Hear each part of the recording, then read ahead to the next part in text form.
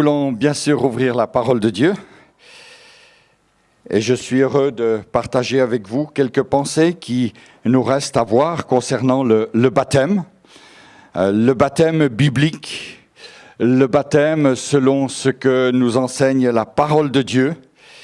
Et ce thème du baptême pour moi est tellement important que j'aimerais y revenir. Je ne pense pas avoir le temps de voir tout aujourd'hui. Peut-être que nous arriverons presque à la fin.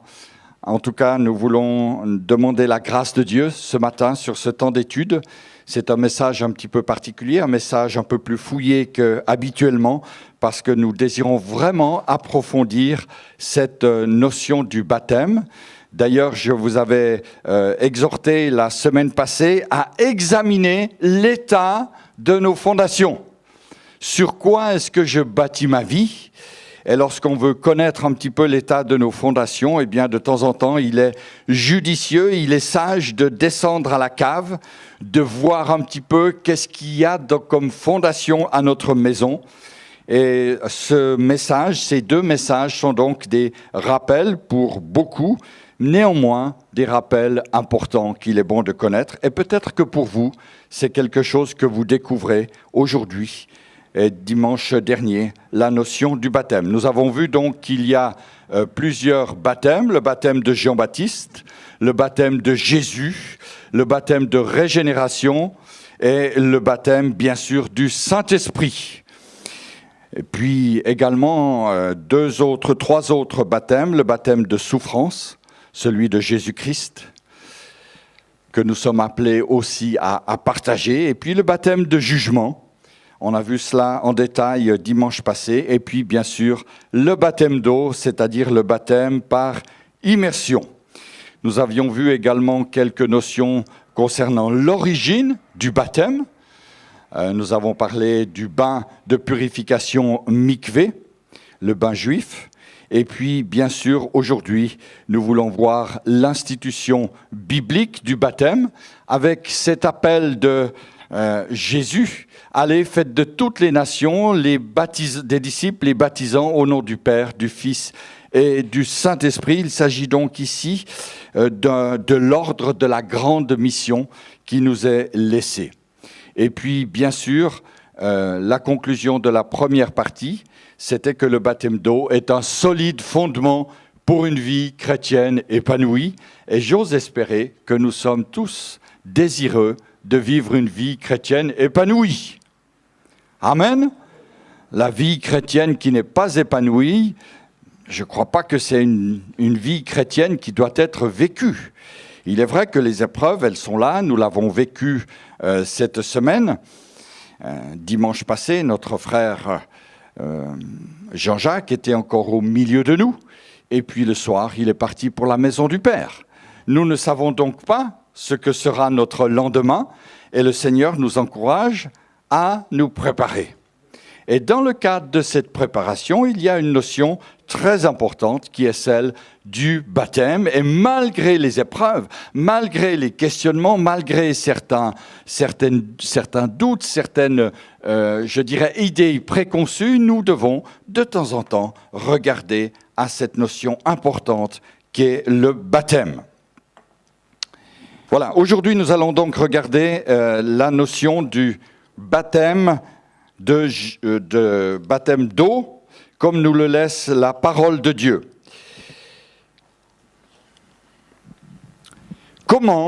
Première question, comment être baptisé ?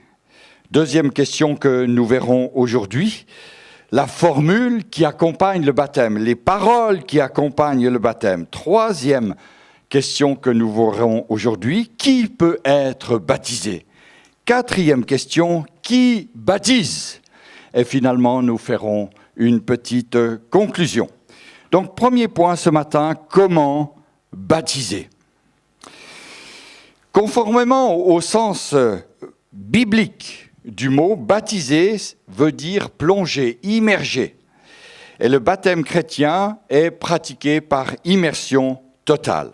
Par exemple, nous le voyons dans ce texte de Acte 8, où il y a ici Philippe et l'eunuque éthiopien. Et Philippe va donner cette réponse à l'eunuque. C'est Acte 8, versets 38 et 39. Comme ils continuaient leur chemin, ils rencontrèrent de l'eau.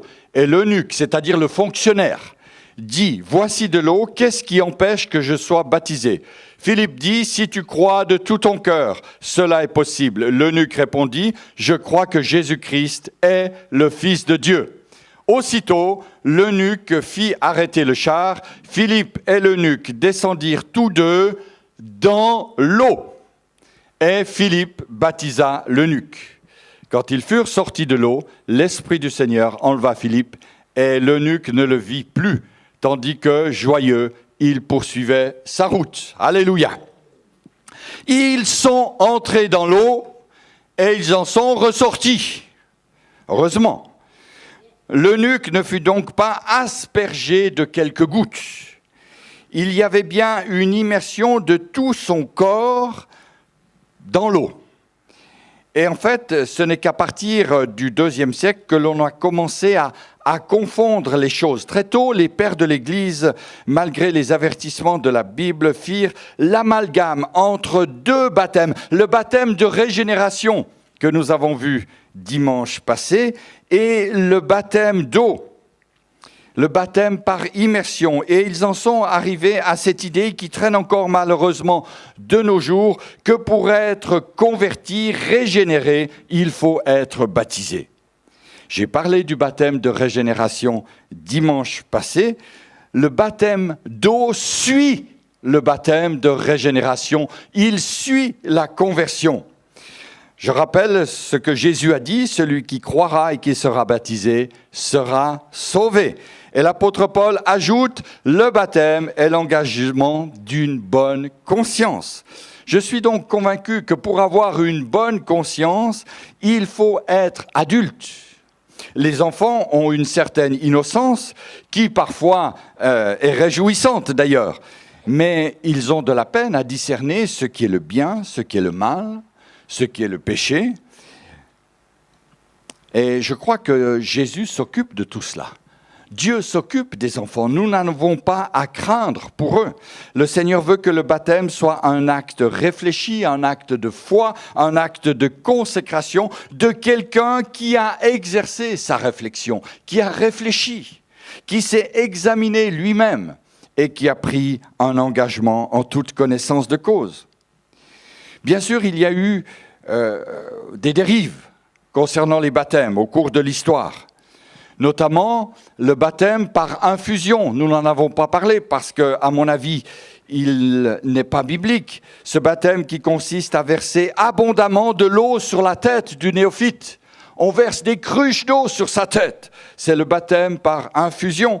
Et puis, il y a le baptême par aspersion. C'est quelques gouttes qui sont déposées sur le front, sur la tête de l'enfant en jeune âge. Et puis, bien sûr, un baptême dont on a fort heureusement, qui n'a fort heureusement plus cours aujourd'hui, c'est le baptême par affusion. C'est celui de Clovis, le roi des Francs. On le voit représenté sur des tableaux, sur des gravures, les genoux dans l'eau, tandis que le prêtre lui verse avec une coquille Saint-Jacques quelques gouttes d'eau sur la tête. Le baptême par affusion. Les paroles du baptême, les paroles qui accompagnent le baptême.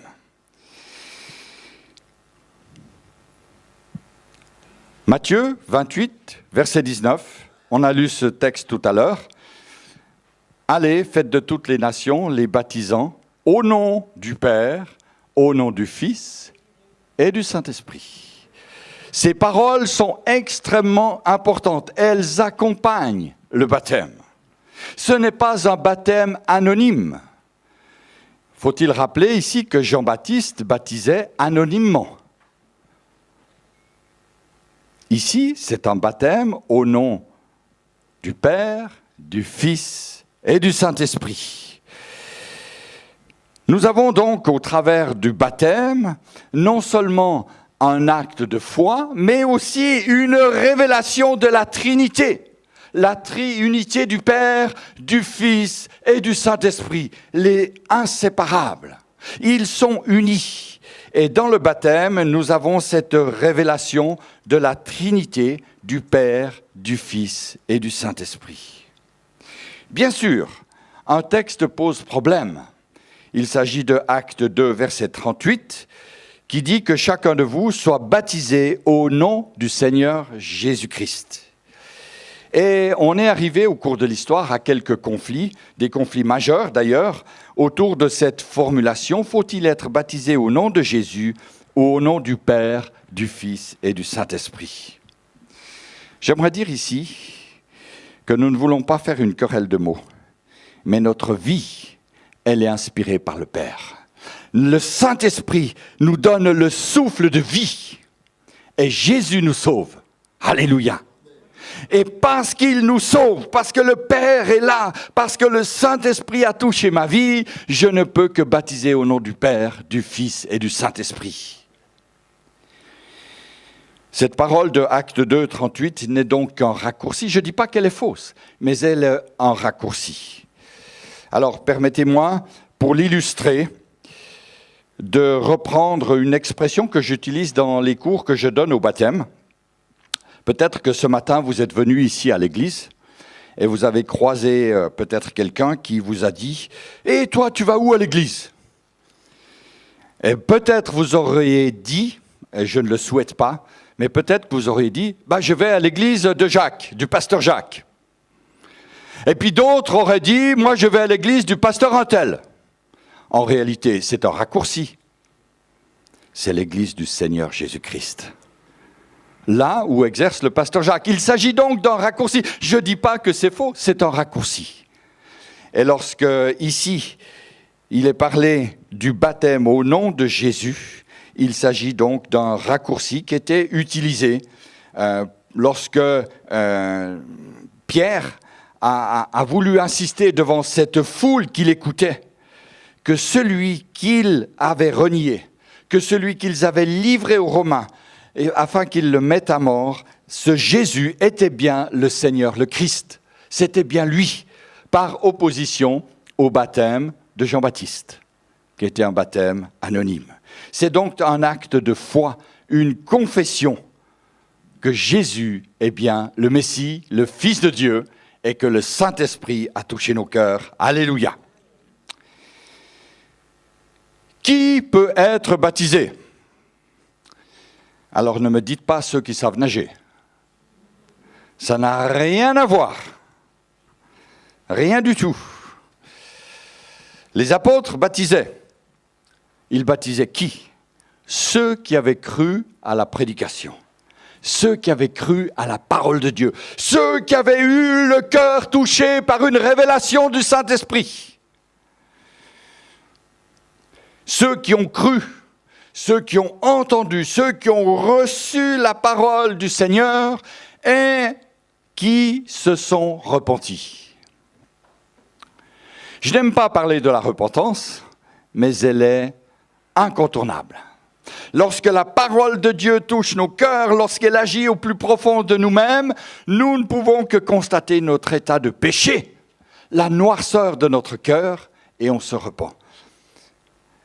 La repentance est indispensable. Et lorsque la parole de Dieu fait cet effet, lorsque nos cœurs sont touchés, lorsqu'on se repent, on ouvre son cœur à la grâce de Dieu et on passe par les eaux du baptême. C'est à partir de ce moment-là seulement que les apôtres baptisaient. Encore une fois, Jésus n'a pas baptisé. Ce sont les apôtres, les disciples qui baptisaient. Ils ne pouvaient d'ailleurs pas baptiser les enfants, mais ils baptisaient les adultes, conscients de leur engagement. D'ailleurs, il y a un texte dans la lettre de Pierre, la première, au chapitre 3, verset 1, qui nous dit que cette eau, l'eau du déluge, qui n'est pas la purification des souillures du corps, mais l'engagement d'une bonne conscience envers Dieu qui, maintenant, nous sauve par la résurrection de Jésus-Christ. Il y a l'engagement d'une bonne conscience. Jésus a dit, celui qui croira et qui sera baptisé sera sauvé. Celui qui ne croira pas sera condamné. Partout, dans le livre des Actes, en application de cette parole, les apôtres ont baptisé, baptisé et baptisé. Ceux qui avaient entendu, ceux qui avaient cru et ceux qui s'étaient repentis. Selon ce que nous dit ce texte, Pierre leur dit « Repentez-vous et que chacun de vous soit baptisé. » Alléluia. Il y a une notion indispensable dans le baptême, c'est celle de la repentance. Si quelqu'un se repent sincèrement de son péché, il peut être baptisé. Mais il doit se déterminer, et c'est lui seul qui peut se déterminer. Les enfants ne peuvent pas exercer ce libre arbitre dans leur vie. Bien sûr, plus tard, il peut y avoir une confirmation du baptême. Mais j'aimerais dire ici que par cette manière de faire, on dénature la simplicité de l'Évangile. On en arrive parfois à ce que des enfants soient baptisés, malheureusement beaucoup trop tôt. Et puis ensuite, il y a toutes sortes de questions qui se posent. Parfois, on nous pose la question, à nous, pasteurs, en disant « Mais mon enfant, s'il vient mourir, s'il n'est pas baptisé, où va-t-il passer l'éternité ?» J'aimerais dire ici, faisons confiance au Seigneur. C'est un Dieu souverain, c'est un Dieu de grâce. Ne tordons pas le sens de la parole de Dieu, ne tordons pas la pensée du Père. Notre Dieu est plein de miséricorde, d'amour pour ceux qui se confient en lui. J'aime ce texte où Jésus va recevoir dans ses bras les petits-enfants, ceux qui étaient là. Et puis, il va dire, eh bien, ne les arrêtez pas, laissez-les venir vers moi. Je bénis mon Dieu, car là, il nous donne une démonstration de ce qu'il est, un Dieu d'amour, qui prend soin des enfants, qui prend soin des adultes, qui prend soin de nos vies, mais il laisse la place à chacun. Et il appelle des hommes à la foi, et bien sûr au baptême, mais il ne l'impose jamais, ni à ceux qui ne peuvent pas se déterminer par eux-mêmes, ni à ceux qui seraient dans le doute. Il n'impose pas. Dire encore que le baptême vient donc après la foi, c'est nécessaire. Il faut d'abord croire avant d'être baptisé. Ça me semble évident, ça me semble tomber sous le sens. Le baptême vient en second. D'abord la foi, d'abord le baptême de régénération, la conversion, puis le baptême par immersion, le baptême d'eau, et pas l'inverse. Ce n'est pas le baptême qui communique la foi, mais c'est la foi qui, travaillant dans le cœur du chrétien, va le conduire à obéir à ce que Dieu lui demande. Alors pourquoi se faisons-nous baptiser par immersion ? Pourquoi ? Parce que d'abord, on a été baptisé en régénération. D'abord, on a entendu parler du Seigneur. D'abord, le Seigneur s'est manifesté à nous dans un temps de difficulté ou dans un temps de bonheur. Il s'est manifesté et il nous a renouvelés par le Saint-Esprit. Il s'est passé quelque chose en nous. Quelque chose de profond, quelque chose de sincère. Et c'est ce qui fait que nous allons entrer dans les eaux du baptême, comme l'eunuque éthiopien qui était là sur son char, qui lisait la parole, et qui va dire à Philippe, mais j'ai de la peine à comprendre. Mais il y a de l'eau ici, qu'est-ce qui m'empêche d'être baptisé ? Et j'aimerais dire ici, ce matin, que si vous attendez de tout comprendre de la parole de Dieu, vous ne serez jamais prêt pour le baptême. Il y a des moments où il faut s'abandonner au Seigneur. Seigneur, je ne comprends pas tout, je ne sais pas tout, mais je m'abandonne entre tes saintes mains et je passe par les eaux du baptême. C'est cela qui nous sauve, un acte de foi. Un abandon total dans les mains du Maître Et puisque je m'abandonne totalement dans les mains du Maître, je n'ai pas peur. Je ne crains pas de passer par les eaux du baptême. C'est l'ennemi de nos âmes qui le craint. Parce qu'il sait très bien que lorsque nous passons par les eaux du baptême, nous affirmons dans cet acte public une proclamation de foi. Nous affirmons que Jésus nous a sauvés. Les principautés le voient, le monde le voit, et Satan tremble devant le baptême. Le baptême est comme une évidence pour celui qui croit. Celui qui a cru se fait baptiser par immersion. Et cette immersion est accompagnée d'une profession de foi. Avant de s'engager dans les eaux du baptême, nous demandons aux frères et aux sœurs de témoigner, de dire quelque chose. Qu'est-ce que Jésus a fait dans ta vie ? Et bien sûr, c'est toujours encourageant de voir ce que Dieu a fait dans une vie. On proclame, on dit, on affirme, Jésus m'a délivré, Jésus m'a sauvé. Jésus a accompli quelque chose dans ma vie que je ne comprends pas, mais je sais que maintenant, mon nom est inscrit dans le livre de vie. Et que je quitte cette terre ce soir, ou demain, ou dans 10 ans, peu importe, mon nom est inscrit dans le livre de vie, je sais où je vais. Si tu crois de tout ton cœur, cela est possible, a dit Philippe à l'eunuque. Et l'eunuque a répondu, je crois que Jésus-Christ est le Fils de Dieu. Voilà la confession de foi. Je crois que Jésus-Christ est le Fils de Dieu.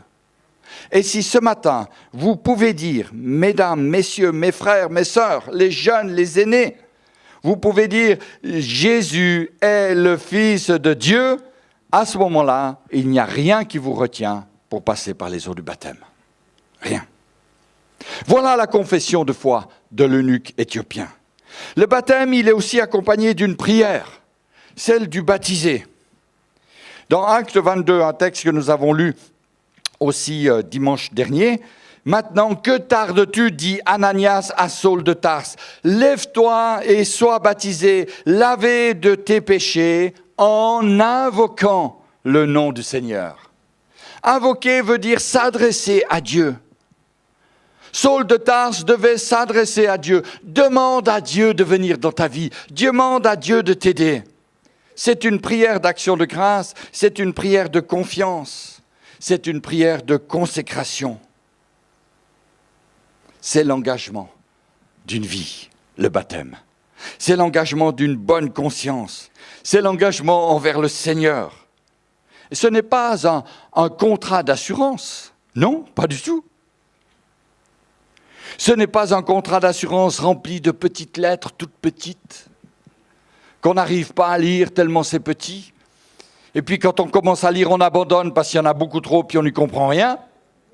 La parole de Dieu, elle est claire. Si tu crois de tout ton cœur, sois baptisé. Alléluia. Il n'y a pas d'embrouille dans ce contrat. Il n'y a pas de trucs qui ne sont pas dits. Tout est clair. La parole de Dieu est claire. C'est l'homme qui en tord le sens. Et le Seigneur demande que notre baptême soit un vœu de consécration, un engagement, quelque chose de très important. Ce n'est pas quelque chose que l'on fait à la légère. Parfois, les baptêmes sont faits à la légère, à la va-vite. On veut compter le nombre de baptêmes, et puis on baptise, on baptise, on baptise. Dieu nous donne une merveilleuse promesse.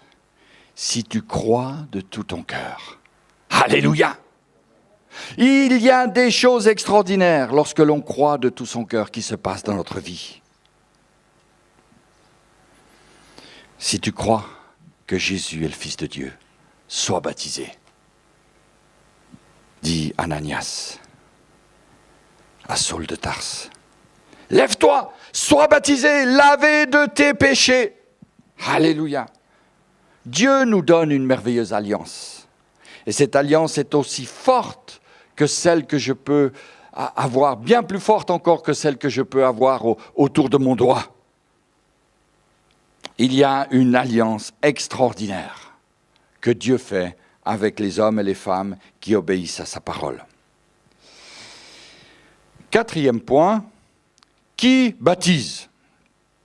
Qui baptise? Et où baptise-t-on? Alors n'allez pas tous à la mer de Galilée pour être baptisés. Si vous avez l'occasion d'y aller, que vous n'êtes pas baptisé, que vous voulez être baptisé dans le Jourdain, alléluia!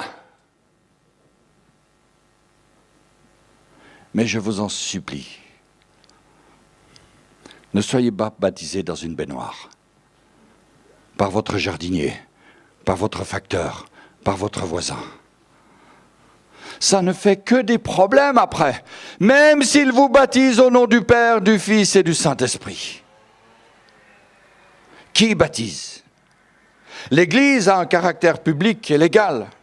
C'est pourquoi le baptême qui y introduit le croyant doit se faire devant des témoins. Nous connaissons le témoignage de ce frère qui, condamné à une longue peine de prison, et mon frère André sait de qui je parle, notre frère Samuel, que vous ne connaissez peut-être pas, le frère Samuel Fourcy, qui de temps en temps est venu ici.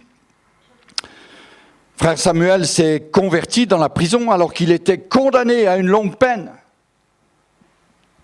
Et là, il avait à cœur de se faire baptiser, mais personne ne voulait le baptiser.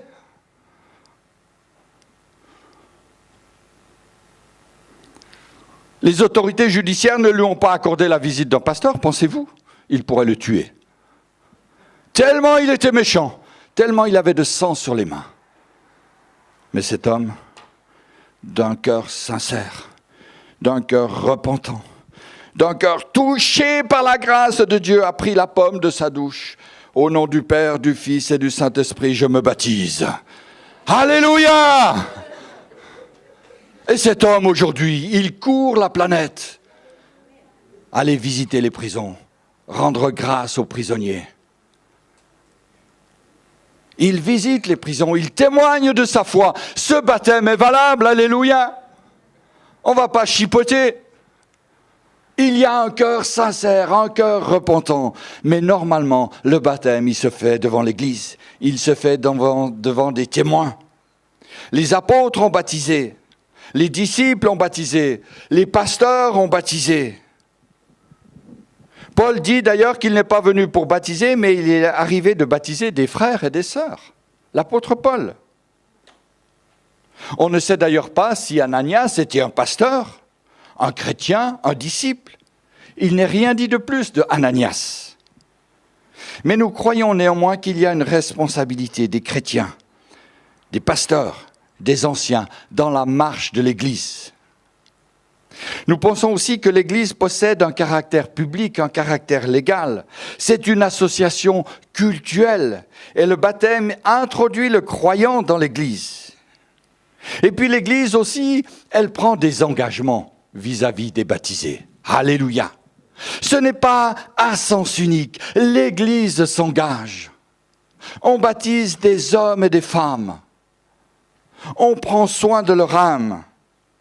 On est attentif à leurs besoins. Ils font partie de la famille de Dieu. Nous prenons bien sûr quelques précautions avant de baptiser. Nous sommes attentifs à la situation de vie. Et parfois, nous disons, c'est peut-être mieux, mon frère, ma sœur, que tu attendes un petit peu avant de te faire baptiser, afin que les choses se règlent dans ta vie. Parce que nous nous engageons vis-à-vis du baptisé. Le pasteur s'engage, l'Église s'engage. Et ceux qui se font baptiser s'engagent aussi à entrer dans une communion fraternelle. Dans le module de formation que nous avons pour les futurs baptisés, nous avons un module qui s'appelle la relation dans l'Église. Comment est-ce que je gère ma vie dans l'Église? Comment est-ce que nous gérons nos relations? Le baptisé s'engage vis-à-vis de l'Église, mais l'Église s'engage aussi vis-à-vis de ceux qui se font baptiser. Nous nous engageons à les recevoir comme des frères, comme des sœurs, des membres de notre corps. Alléluia! c'est des responsabilités qui sont lourdes, des responsabilités d'exhortation, des responsabilités d'avertissement, de consolation, de soutien dans la prière.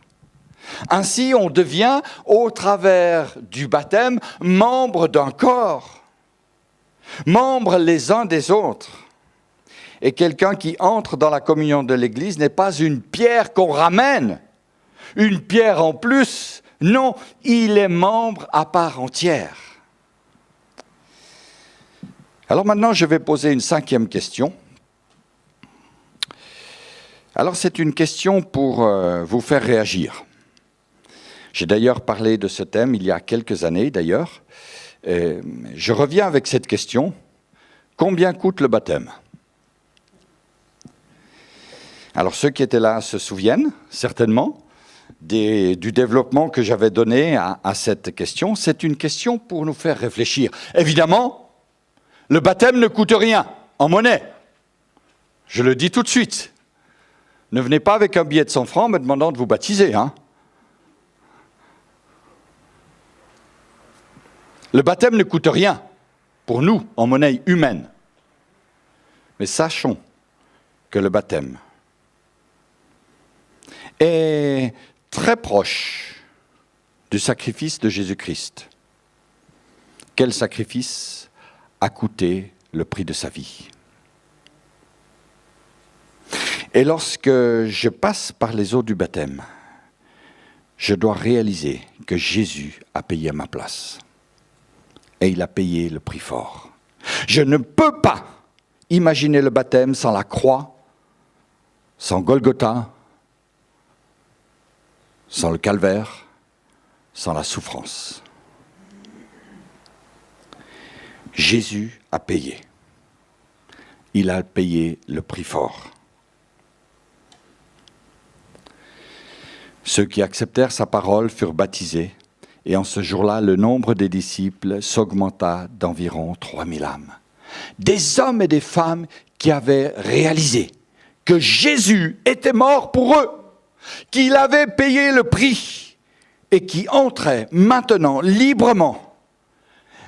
J'ajoute entre guillemets et entre parenthèses, gratuitement dans l'eau du baptême. Alléluia. Les apôtres nous montrent cette valeur du baptême. L'Église nous a montré tout au long des siècles la valeur du baptême. Bien sûr avec des dérapages sur lesquels nous ne pouvons pas être d'accord. D'ailleurs, qui suis-je pour dire cela ? À la Pentecôte, 3000 croyants. Alléluia. Alors, je termine avec cette question. Faut-il se faire baptiser ? Vous avez bien sûr la réponse. Je ne dis pas faut-il se faire rebaptiser. Volontairement. Parce que je crois que le baptême avec quelques petites gouttes d'eau sur la tête, comme je l'ai eu dans ma vie, n'est pas un baptême. Donc dire faut-il se faire rebaptiser, je pars du principe que le premier baptême était un baptême. Et pour moi, le baptême biblique, c'est un baptême par immersion. Alléluia. C'est un baptême où on rentre en entier dans l'eau, où on est baptisé au nom du Père, du Fils et du Saint-Esprit. Ce baptême, c'est une ordonnance de la Nouvelle Alliance. Et j'ouvre ici la petite parenthèse pour ceux qui n'étaient pas là dimanche dernier, pour dire que le baptême n'est pas un sacrement, mais une ordonnance. Et les sacrements, que ce soit dans l'Église romaine et orthodoxe, qui en dénombre 7, ou dans l'Église réformée, qui en dénombre 2, dont le baptême, sont définis comme des signes mystérieux, destinés à donner ou à augmenter la grâce de Dieu dans la vie des croyants. Peut-être que vous avez entendu parler des baptêmes, du baptême de Dieu. Il se nomme comme ça. Le baptême de Dieu qui est pratiqué dans l'Église orthodoxe en Russie. Toutes les années, les chrétiens de l'Église se font baptiser dans les eaux glacées du fleuve pour se rappeler les souffrances de Christ. Ce n'est pas ce baptême que nous recherchons. Nous recherchons le baptême par immersion, selon ce que la parole de Dieu nous dit. Alléluia. C'est une ordonnance que le Seigneur nous donne. Et pour les évangéliques que nous sommes, le baptême et la Sainte Seine sont des ordonnances. C'est-à-dire des ordres donnés par Dieu à son peuple. C'est des ordres. Il ne s'agit pas de sacrements, il ne s'agit pas d'habitudes religieuses, il ne s'agit pas de signes mystérieux, il s'agit d'ordonnances. Et les ordonnances, ces ordonnances, ont un caractère d'urgence, de nécessité absolue. L'un et l'autre, le baptême comme la Sainte Seine, font suite à la repentance et à la conversion. Faites ceci, dit le Seigneur, jusqu'à ce que je revienne en parlant de la Sainte Seine. Alors je reprends cette question d'Ananias. Que tardes-tu ? Lève-toi, sois baptisé, lavé de tes péchés en invoquant le nom du Seigneur. Mon frère, ma sœur, ne tarde pas, ne tarde pas. Dans la Bible en français courant, Jacques, chapitre 2, verset 21, nous dit « Comment Abraham, notre ancêtre, a-t-il été reconnu comme juste par Dieu ? À cause de ses actes. » Alléluia. Lorsqu'on a la foi, cette foi est suivie d'actes. Je ne dis pas d'œuvres, pour ne pas se tromper dans le sens. Elle est suivie d'actes, mes actes. Et le baptême fait partie d'un acte. Celui qui croit et qui est baptisé sera sauvé. Il est dit celui qui croit. Il n'est pas dit celui qui croit et qui est parfait peut être baptisé. Il est dit celui qui croit et qui sera baptisé sera sauvé. N'attendons pas d'être parfait. Si vous vous posez cette question pour le baptême, venez nous voir. Nous aurons un service à la fin du mois. Venez nous voir. C'est encore temps. Tu le vois ? Sa foi et ses actes agissaient ensemble. Sa foi est parvenue à la perfection en raison des actes qui l'accompagnaient. Et je crois, bien-aimés, que nous devons aujourd'hui nous poser cette question. Quelle est ma compréhension du baptême ? Comment est-ce que, en lisant la parole de Dieu, je comprends le baptême ? Le baptême a une signification spirituelle importante.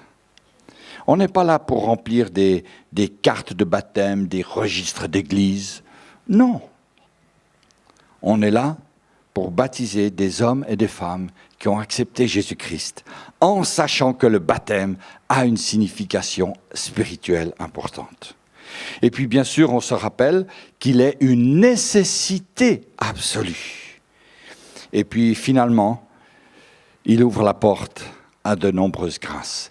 Lorsque un homme passe par les eaux du baptême, il reçoit des grâces extraordinaires dans sa vie. Et je termine avec ce petit témoignage qui m'est arrivé il y a plusieurs années, où nous avions baptisé un homme qui avait un vilain tatouage sur l'épaule, ou sur le bras. Non, c'était sur le haut de l'épaule, sur le haut du bras, pardon. Et puis, il avait eu à cœur de faire enlever ce tatouage, qui n'était pas la gloire de Dieu, évidemment. Et puis, rien ne pouvait y faire parce qu'à cette époque-là, ça coûtait cher. Il n'avait pas les moyens financiers. C'était un tatouage fait à l'arrache. J'allais dire presque au fer rouge. Et cet homme converti,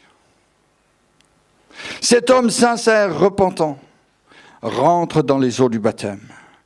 Et en ressortant, il part se changer. Et il revient en courant, mon tatouage a disparu. Alléluia. Gloire à Dieu. Et ça, c'est à Genève. C'est à Genève. Aujourd'hui, cet homme est pasteur. Alléluia. Gloire à Dieu. Dieu fait des choses extraordinaires. Il ouvre la porte à des grâces. Il ouvre la porte à des guérisons, à des délivrances, à des bénédictions. Alléluia. On va incliner nos cœurs, on va prier. Seigneur, merci parce que tu es le Dieu fidèle et bon, Seigneur. Merci parce qu'encore aujourd'hui, tu agis, Seigneur, dans nos vies. Merci parce que tu nous appelles, Seigneur, dans une marche de foi, à te suivre, Seigneur, à t'obéir. Tu as obéi, tu as passé toi-même par les eaux du baptême. Et nous voulons, Seigneur, réaliser encore aujourd'hui l'importance que nous avons de prêcher le baptême, de passer par les eaux du baptême. Seigneur, je te prie pour le témoignage de l'Église. Je te prie, Seigneur, pour chaque frère, chaque sœur, qui peut-être a été baptisé d'une manière qui lui pose question, interrogation. Seigneur, pose ta main sur chacun, éclaire chacun, donne la paix, Seigneur, dans le cœur. C'est dans le nom puissant de Jésus que nous te prions. Amen, amen et amen. Soyez bénis.